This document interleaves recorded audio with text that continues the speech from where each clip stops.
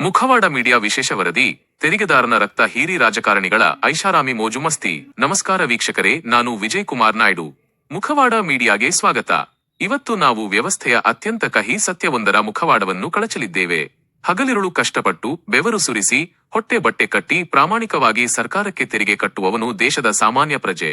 ಆತ ತಾನು ಕಟ್ಟುವ ದುಡ್ಡಿನಿಂದ ದೇಶ ಮುನ್ನಡೆಯುತ್ತದೆ, ತನಗೂ ಏನಾದರೂ ಒಳ್ಳೆಯದಾಗುತ್ತದೆ ಎಂದು ನಂಬಿರುತ್ತಾನೆ. ಆದರೆ ವಾಸ್ತವ ಏನು ಗೊತ್ತಾ? ಇತ್ತ ಜನಸಾಮಾನ್ಯ ಬೆಲೆ ಏರಿಕೆಯ ಬಿಸಿಗೆ ಬೆಂದು ಹೋಗುತ್ತಿದ್ದರೆ, ಅತ್ತ ಜನರ ರಕ್ತ ಹೀರಿ ಬಂದ ತೆರಿಗೆ ಹಣದಲ್ಲಿ ನಮ್ಮ ರಾಜಕಾರಣಿಗಳು, ಜನಪ್ರತಿನಿಧಿಗಳು ಐಷಾರಾಮಿ ಮೋಜು ಮಸ್ತಿಯಲ್ಲಿ ತೇಲಾಡುತ್ತಿದ್ದಾರೆ. ಈ ವ್ಯವಸ್ಥೆಯ ಅಸಲಿ ಮುಖವನ್ನು ಇವತ್ತಿನ ನಮ್ಮ ವಿಶೇಷ ವರದಿಯಲ್ಲಿ ಬಯಲು ಮಾಡಲಿದ್ದೇವೆ.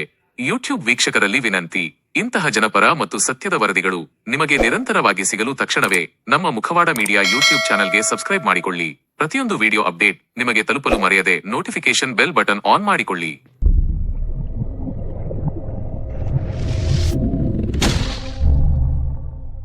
ಬೆವರು ಸುರಿಸುವವನು ಪ್ರಜೆ, ಬಿಟ್ಟಿ ದುಡ್ಡಿನಲ್ಲಿ ಮಜಾ ಮಾಡುವವನು ಪ್ರಭು. ಒಂದು ಕಡೆ ಬಡವನಿಗೆ, ಮಧ್ಯಮ ವರ್ಗದವನಿಗೆ ಬದುಕುವುದೇ ದುಸ್ತರವಾಗಿದೆ. ದಿನಬಳಕೆ ವಸ್ತುಗಳ ಬೆಲೆ ಗಗನಕ್ಕೇರಿದೆ. ದುಡಿಯುವವನಿಗೆ ಪ್ರತಿ ರೂಪಾಯಿ ಗಳಿಸುವುದರ ಹಿಂದಿರುವ ಕಷ್ಟ ಗೊತ್ತಿರುತ್ತದೆ. ಬೆಲೆ ಏರಿಕೆಯ ಬಿಸಿ, ಆರ್ಥಿಕ ಮುಗ್ಗಟ್ಟು ಎಲ್ಲವನ್ನೂ ಸಾಮಾನ್ಯ ತೆರಿಗೆದಾರನೇ ಅನುಭವಿಸಬೇಕು. ಆದರೆ ಜನರಿಂದ ವಸೂಲಿ ಮಾಡಿದ ಅದೇ ಹಣ ಅಧಿಕಾರದಲ್ಲಿರುವವರ ಕೈ ಸೇರಿದ ತಕ್ಷಣ ಏನಾಗುತ್ತದೆ? ಐಷಾರಾಮಿ ಕಾರುಗಳ ವೈಭೋಗ. ಕರಾವಳಿಯಿಂದ ಕಲ್ಯಾಣ ಕರ್ನಾಟಕದವರೆಗೆ ಜನಪ್ರತಿನಿಧಿಗಳಿಗೆ ಓಡಾಡಲು ಕೋಟಿ ಕೋಟಿ ಮೌಲ್ಯದ ಹೊಸ ಹೊಸ ಕಾರುಗಳು ಬೇಕು. ಅರಮನೆಯಂತಹ ಬಂಗಲೆಗಳು. ಕೇವಲ ಕೆಲವು ವರ್ಷಗಳ ಅಧಿಕಾರಾವಧಿಯಲ್ಲಿ ನಾಯಕರ ಸರ್ಕಾರಿ ನಿವಾಸಗಳ ನವೀಕರಣಕ್ಕೆ, ರೆನೋವೇಷನ್, ಸಾರ್ವಜನಿಕರ ಕೋಟ್ಯಂತರ ರೂಪಾಯಿ ನೀರು ಪಾಲಾಗುತ್ತಿದೆ. ವಿದೇಶಿ ಪ್ರವಾಸಗಳ ಮೋಜು. ಅಧ್ಯಯನ ಪ್ರವಾಸ, ಸ್ಟಡಿ ಟೂರ್ ಎಂಬ ಹೆಸರಿನಲ್ಲಿ ತೆರಿಗೆದಾರರ ದುಡ್ಡಿನಲ್ಲಿ ವಿದೇಶಗಳಿಗೆ ಹೋಗಿ ಮೋಜು ಮಸ್ತಿ ಮಾಡುವ ಸಂಸ್ಕೃತಿ ದಿನದಿಂದ ದಿನಕ್ಕೆ ಹೆಚ್ಚಾಗುತ್ತಿದೆ. ಡಿಕೆಶಿ ಸಿದ್ದರಾಮಯ್ಯನವರೇ, ಮುಖವಾಡ ಮೀಡಿಯಾದ ನೇರ ಪ್ರಶ್ನೆಗಳಿವು. ಇದಕ್ಕೆ ನೀವು ರಾಜ್ಯದ ಜನತೆಗೆ ಉತ್ತರ ಕೊಡಲೇಬೇಕು. ಪ್ರಶ್ನೆ 1. ವಾರಕ್ಕೆ 2 ಬಾರಿ ಹೈಕಮಾಂಡ್ ನೋಡಲು ನೀವು ಡೆಲ್ಲಿಗೆ ಪ್ರವಾಸ ಮಾಡುತ್ತೀರಲ್ಲ, ಅದು ಇಬ್ಬರೂ ಒಟ್ಟಿಗೆ ಹೋಗದೆ ಬೇರೆ ಬೇರೆಯಾಗಿ ಪ್ರತ್ಯೇಕ ಪ್ರೈವೇಟ್ ಜೆಟ್ ಬುಕ್ ಮಾಡಿಕೊಂಡು ಹಾರುತ್ತೀರಲ್ಲ, ಇದಕ್ಕೆ ಹಣ ಎಲ್ಲಿಂದ ಬರುತ್ತದೆ? ಈ ರಾಯಲ್ ಖರ್ಚಿಗೆ ಹಣವನ್ನು ನಿಮ್ಮ ಪಾರ್ಟಿ ಫಂಡ್ ನಿಂದ ಕೊಡ್ತೀರಾ? ನಿಮ್ಮ ಸ್ವಂತ ಜೇಬಿನಿಂದ ಹಾಕ್ತೀರಾ? ಅಥವಾ ರಾಜ್ಯದ ಬಡ ಜನ ಕಷ್ಟಪಟ್ಟು ಕಟ್ಟಿದ ತೆರಿಗೆ ಹಣವನ್ನ? ಇದಕ್ಕೆ ಸ್ಪಷ್ಟನೆ ನೀಡಿ. ಪ್ರಶ್ನೆ 2. ಇವತ್ತಿನ ಆಧುನಿಕ ಯುಗದಲ್ಲಿ ರಾಜಕಾರಣದ ಬಗ್ಗೆ, ಆಡಳಿತದ ಬಗ್ಗೆ ಫೋನಿನಲ್ಲಿ ಮಾತನಾಡಲು ಸಾಧ್ಯವಿಲ್ಲವೇ?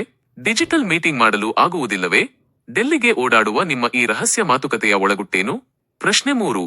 ನಿಮ್ಮ ಸರ್ಕಾರ ಜನರ ಕಷ್ಟಕ್ಕೆ ಸ್ಪಂದಿಸುವುದಕ್ಕಿಂತ ಹೆಚ್ಚಾಗಿ ನಿಮ್ಮ ರಾಜಕೀಯ ಭವಿಷ್ಯದ ಕಷ್ಟಗಳನ್ನು ಬಗೆಹರಿಸಿಕೊಳ್ಳಲು ಮತ್ತು ಕುರ್ಚಿ ಉಳಿಸಿಕೊಳ್ಳಲು ಮೀಸಲಿಟ್ಟಂತಿದೆಯಲ್ಲ, ಇದು ನ್ಯಾಯವೇ? ಮುಖವಾಡ ಕಳಚುವ ಪ್ರಶ್ನೆಗಳು. ಸಾಮಾನ್ಯನ ಪ್ರಶ್ನೆ. ರಸ್ತೆಗಳಲ್ಲಿ ಗುಂಡಿ ಬಿದ್ದಿದ್ದರೆ ದುರಸ್ತಿ ಮಾಡಲು ಸರ್ಕಾರದ ಬಳಿ ಹಣವಿರುವುದಿಲ್ಲ. ಕುಡಿಯುವ ನೀರಿನ ಪೈಪ್ಲೈನ್ ಒಡೆದು ಹೋದರೆ ವಾರಗಟ್ಟಲೆ ರಿಪೇರಿಯಾಗುವುದಿಲ್ಲ. ಆದರೆ ರಾಜಕಾರಣಿಗಳ ಭತ್ಯೆ, ಸಂಬಳ ಮತ್ತು ಸೌಲಭ್ಯಗಳನ್ನು ಹೆಚ್ಚಿಸಿಕೊಳ್ಳಲು ತಡರಾತ್ರಿಯಲ್ಲೇ ಬಿಲ್ ಪಾಸ್ ಆಗುತ್ತದಲ್ಲ, ಇದು ಯಾವ ನ್ಯಾಯ? ಜನರ ಸೇವೆ ಮಾಡುತ್ತೇವೆ ಎಂದು ಬರುವವರು ಐಷಾರಾಮಿ ಜೀವನದ ಗುಲಾಮರಾಗುತ್ತಿರುವುದು ಈ ದೇಶದ ದುರಂತ.